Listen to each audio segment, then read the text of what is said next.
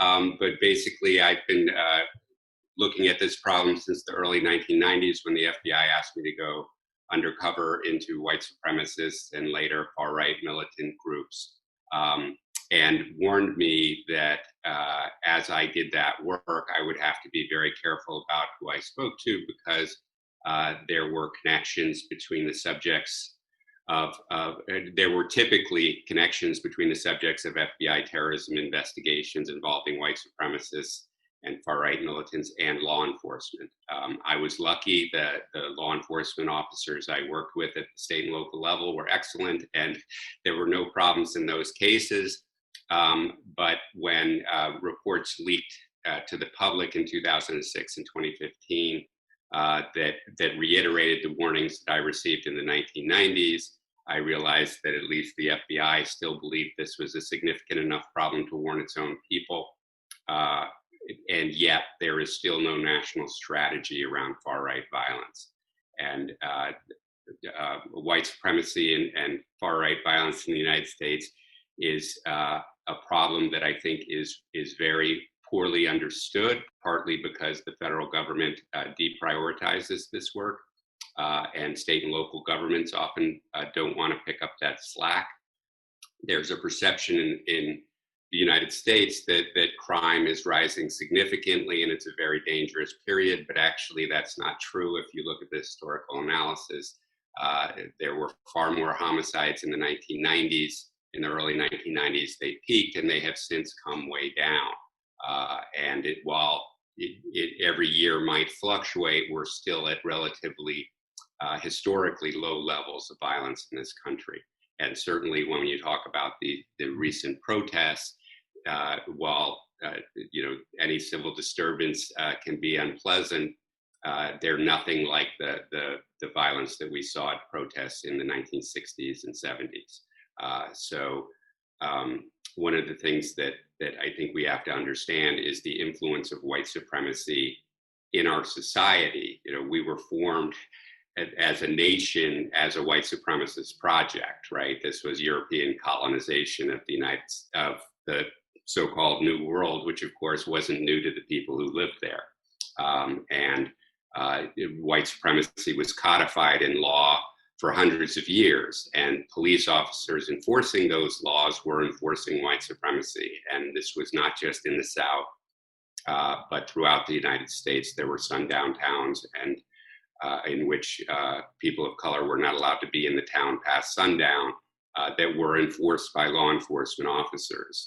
And law enforcement has often had a very familiar relationship with white supremacist groups, and we're seeing that today at these protests where white supremacist and far-right violence is being ignored at best and lauded at worst by government officials, including the President of the United States. The FBI does not track white supremacist violence. Today, the FBI can't tell you how many people white supremacists killed in the United States last year or 5 years ago or 10 years ago because they don't take that data. What we were discussing was the terrorism watch list.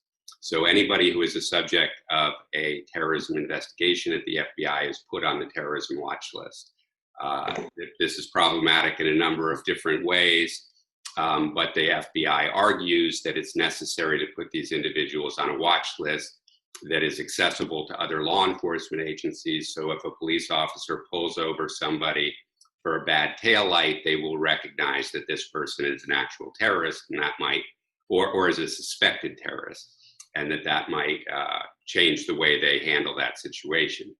But it's interesting because if you look at the 2015 counterterrorism policy, because of this problem of the closeness of white supremacists subjects of terrorism investigations, they tell the agents not to use the watch list that way, to instead use what's called a silent hit, in which if a police officer pulled over a subject of a white supremacist investigation and searched that person through the terrorism watch list, they would not get a positive response.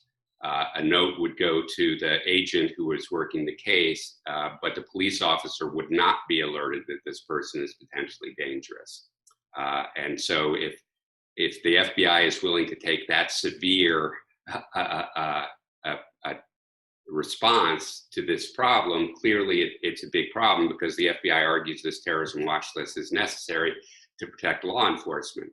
And the reason why is they don't want law enforcement officers searching for their white supremacist friends so that they can tip them off that they come to the notice of the FBI. So obviously it's enough of a problem for the FBI to take that kind of significant action.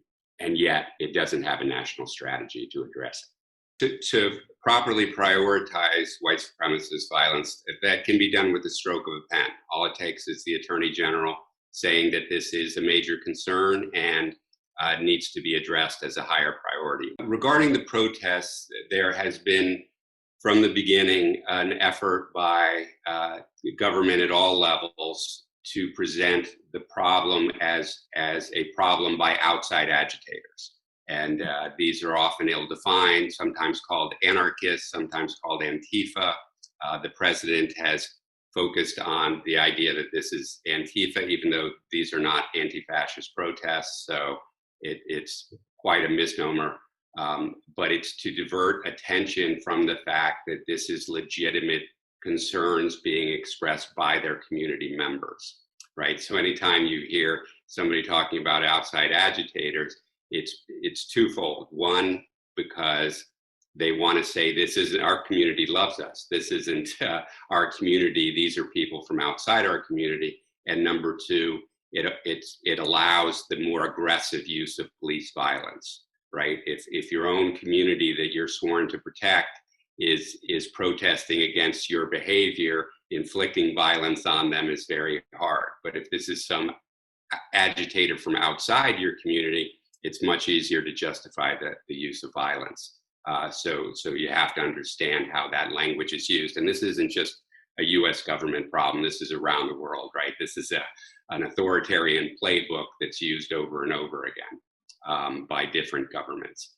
As far as the uptick in violence, if you look at the data, there was a high number of, the peak of the violence in the 1980s, the 90s peaked in the early 90s and has come down significantly. We're literally at historic lows for reported homicide rates in the United States over the last several years. And because of that, you have a low data problem. So because the numbers are so low, when there is a natural fluctuation between these numbers from year to year, it can look like a significant rise, particularly if we're talking about certain cities, right, where there might only be 200 homicides a year, would be a horrible number. But if that's only 10 more than last year, it's a higher percentage and can be used for a striking headline, but it's not really reflecting a wave of anarchy onto the city, but rather just natural fluctuation. So it's important to understand the data. One of the interesting things that I think isn't covered well enough is that as the homicide rate in the United States has come down since the 1990s, so has the homicide clearance rates that police departments are reporting. So even though there are fewer homicides, law enforcement is solving fewer homicides. And that's something that I think needs a lot more inquiry. And particularly when you look at those unsolved homicides, they tend to be against the very communities that are over-policed as suspects of crime, Black and brown communities, indigenous communities, where the police are not as aggressive in actually investigating real crimes against those communities. They're more interested in pursuing them as suspects.